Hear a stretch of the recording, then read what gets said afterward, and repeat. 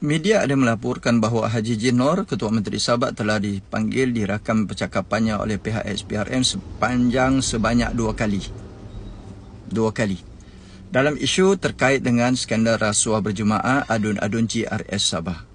Persoalan yang kita nak timbulkan, pertama, apakah dia dipanggil kerana ada hubung kait dia sebagai jawatan dia Ketua Menteri Sabah dalam kes rasuah adun GRS Sabah?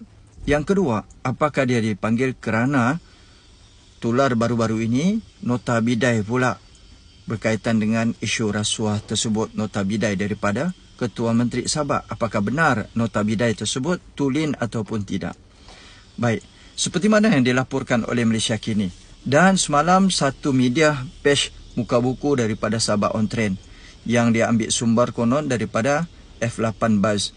Dia nyatakan bahawa surat yang diminit Ketua Menteri KM Haji G disebarkan oleh individu tidak bertanggungjawab. Berikut adalah maklumat yang dikongsikan oleh Malaysia Kini.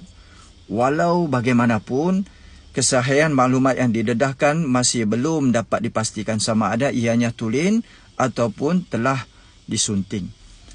Menunjukkan bagaimana Mr. X bayar duit rasuah adun-adun GRS berdasarkan kepada nota bidai Haji Jinor.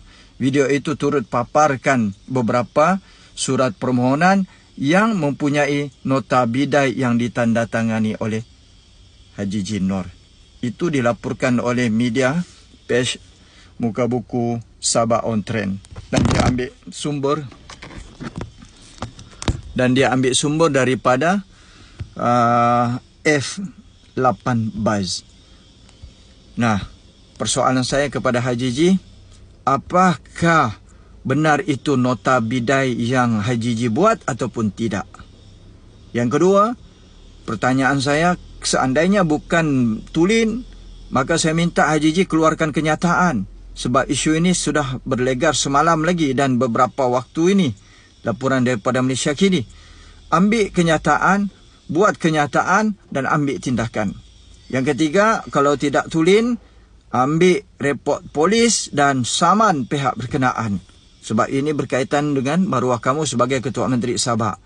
Saya pun tidak percaya bahawa isu ini terkait dengan kamu Haji G. Namun, kami rakyat Sabah dan pengundi tetap akan melawan mana-mana pemimpin politik yang makan rasuah. Tidak kira lah siapa pun mereka, jawatan apa pun, kalau makan rasuah kami akan tentang. So Haji G ambil tindakan segera.